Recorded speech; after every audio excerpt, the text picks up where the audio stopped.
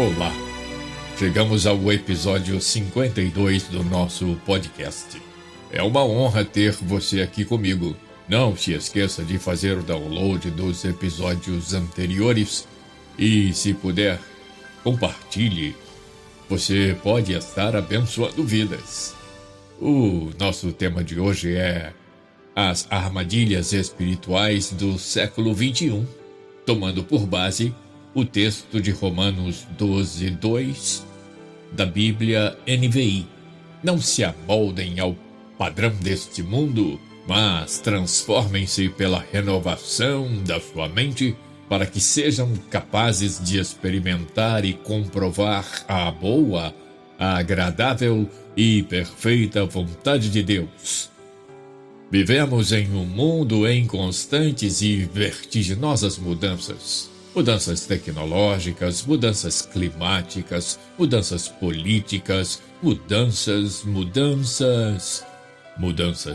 Mas elas tornam-se nocivas quando tentam alcançar os princípios e os valores que adquirimos ao longo de nossa jornada com Cristo, especialmente quando querem subestimar o significado do sacrifício do Calvário e, consequentemente, nos induzir a uma conformidade com um mundo sem Deus e sem os seus preciosos e salvadores princípios.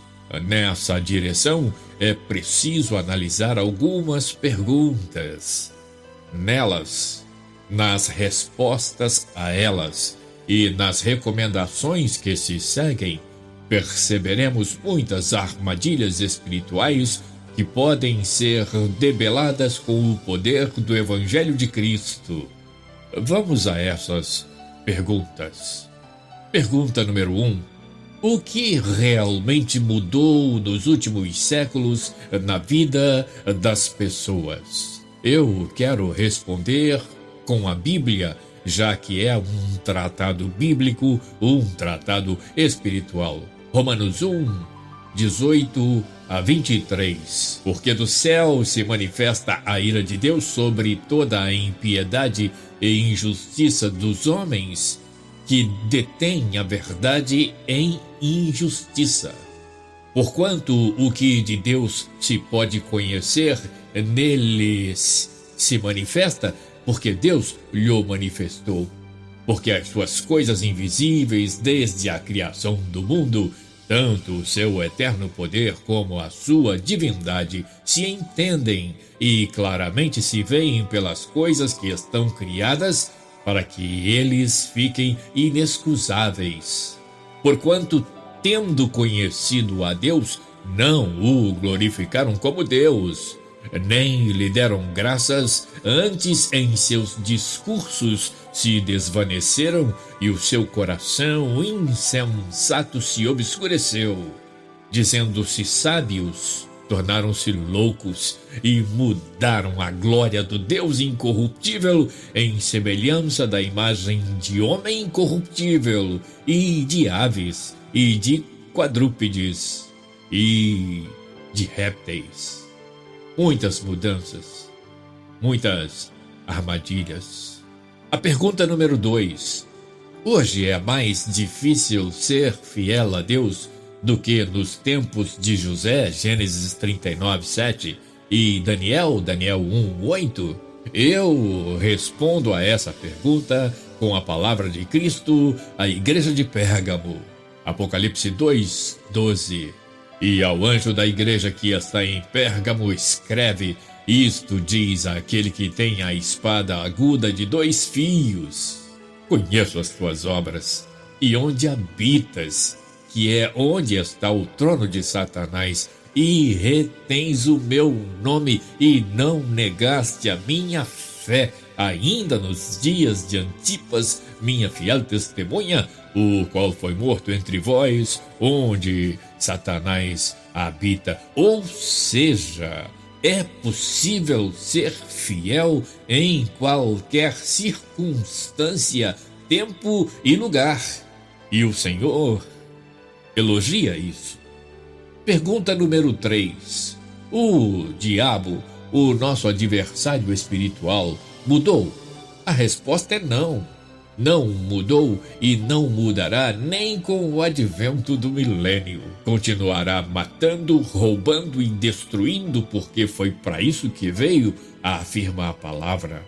O pastor Antônio Gilberto, em seu estudo sobre escatologia, traz um esclarecimento absolutamente pertinente e importante para esse tema.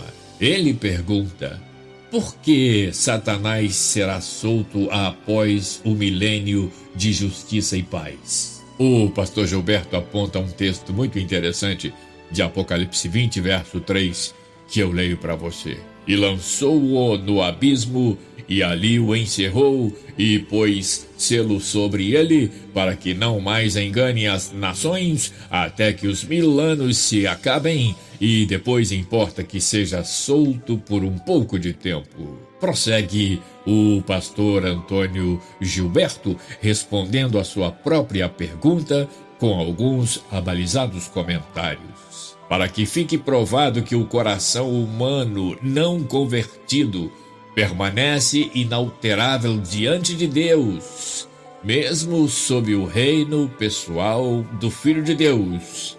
Esse é um motivo. Continua o pastor Gilberto.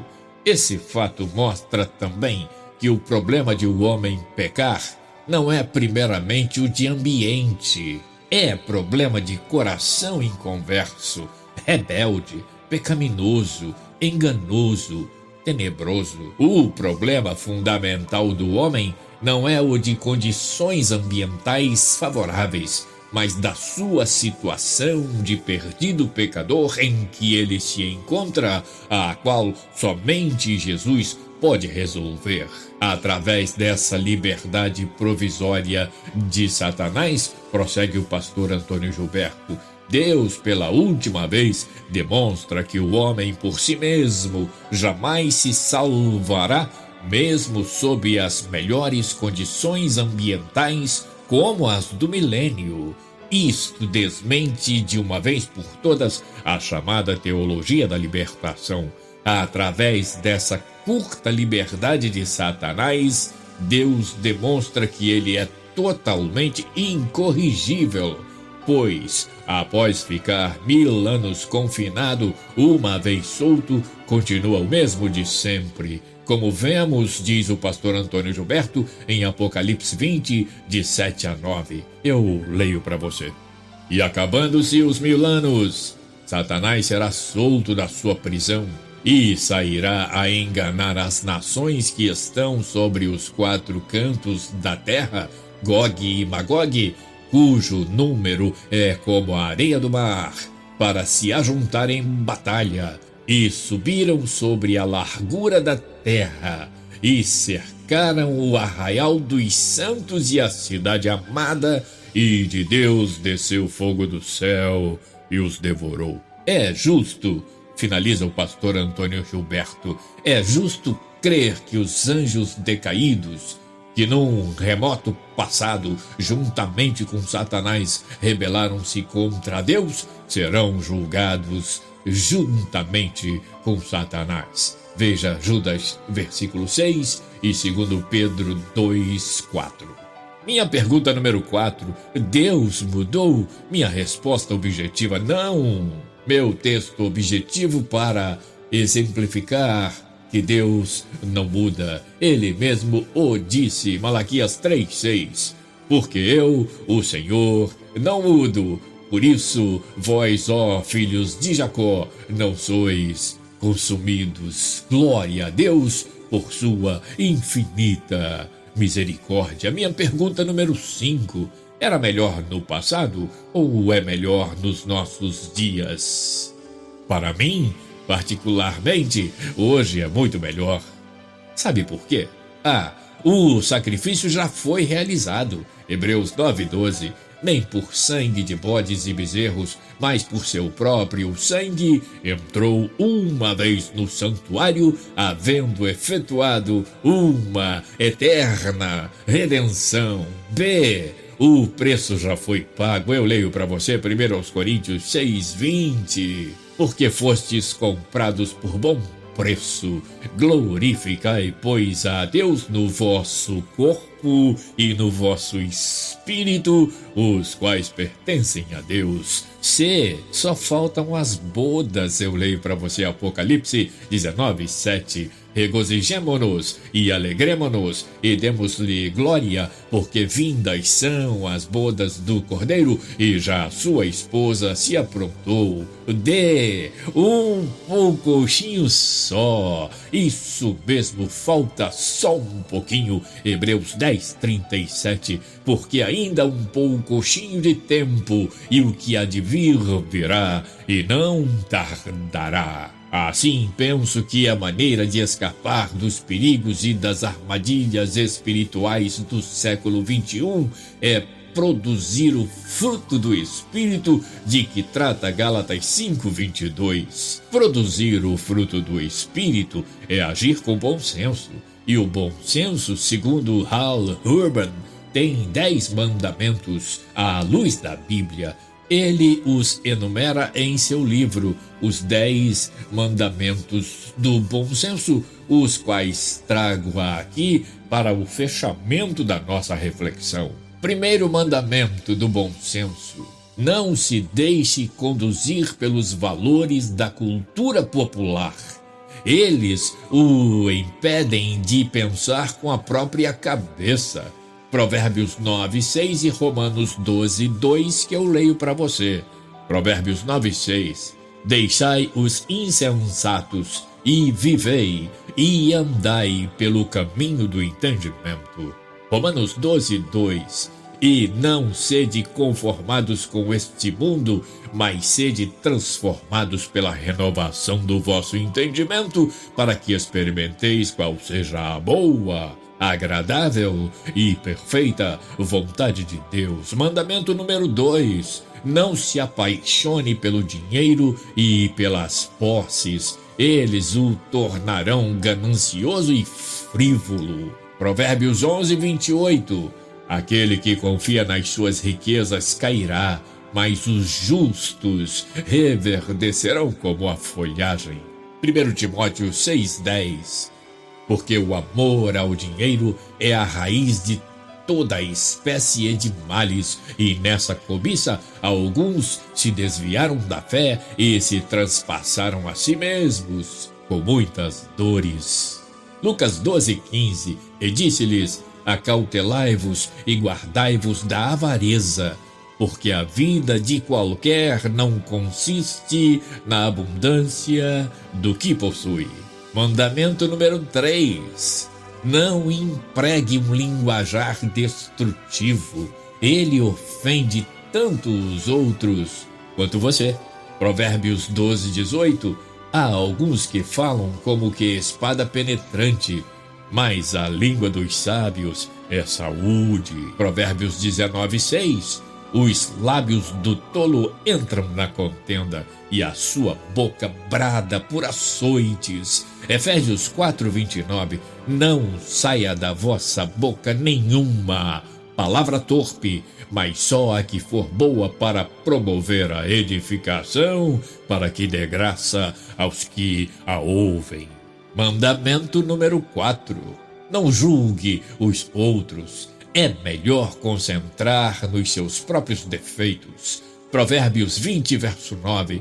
Quem poderá dizer: purifiquei o meu coração, limpo estou do meu pecado? Mateus 7:3. E por que reparas tu no argueiro que está no olho do teu irmão, e não vês a trave que está no teu olho? Mandamento número 5. Não deixe a raiva controlar você. Ela pode destruir relacionamentos e arruinar vidas.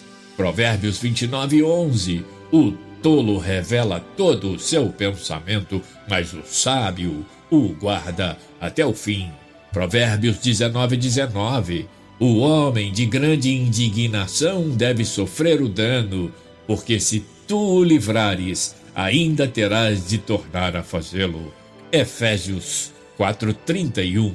Toda a amargura, e ira, e cólera, e gritaria, e blasfêmia, e toda a malícia sejam tiradas dentre vós. Mandamento número 6. Mantenha uma perspectiva positiva em relação à vida. Esse é o primeiro passo para a alegria. Veja, Provérbios 11:17.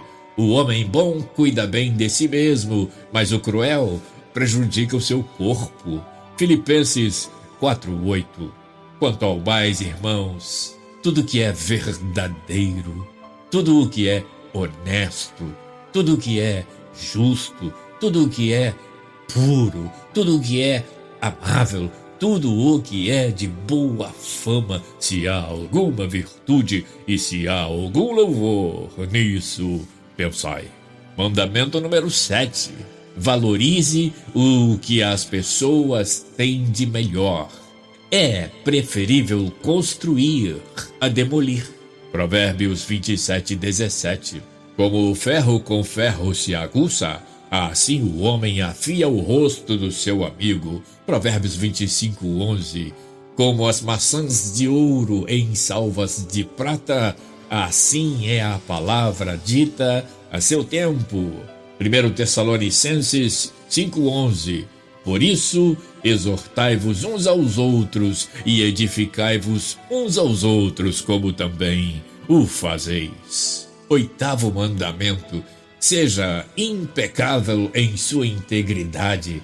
Ela traz paz de espírito e honradez. Provérbios 10:9. Quem anda em sinceridade anda seguro, mas o que perverte os seus caminhos ficará conhecido. Hebreus 13:18. Orai por nós, porque confiamos que temos boa consciência, como aqueles que em tudo querem se portar honestamente.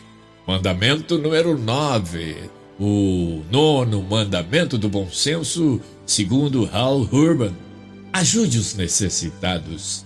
Dar é realmente melhor do que receber. Vamos à palavra. Provérbios 11:24. Ao que distribui, mais se lhe acrescenta, e ao que retém mais do que é justo, é para a sua perda.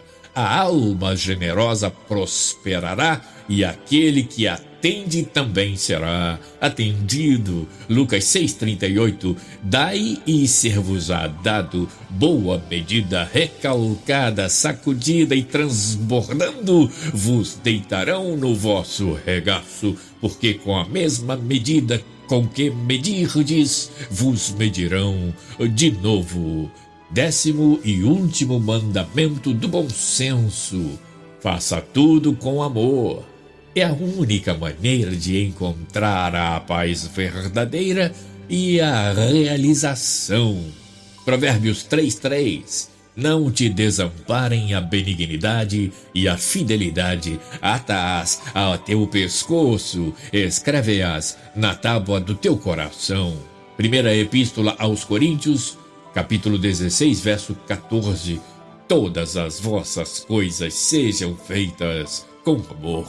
1 João 3:11. Porque esta é a mensagem que ouviste desde o princípio, que nos amemos uns aos outros. Tecnologia, modismo, contemporaneidade, tudo isso muda, e a reboque muda os princípios e os valores de muitos desavisados, mas nós aguardamos uma nova cidade, e para alcançá-la precisamos seguir os mandamentos do bom senso, porque os que mudam com o mundo são, no dizer de Paulo, inimigos da cruz de Cristo. Eu leio para você Filipenses 3:18-21 para finalizar a nossa reflexão de hoje.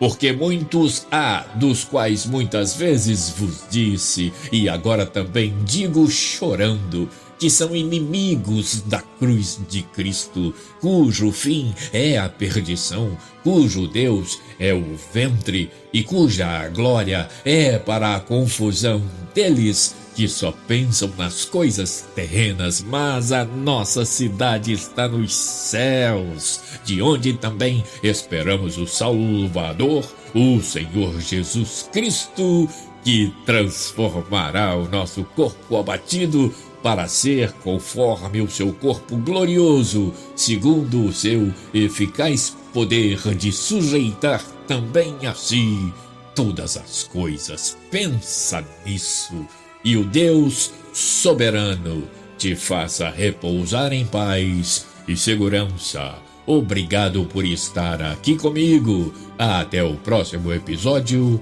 na semana que vem, se Deus quiser.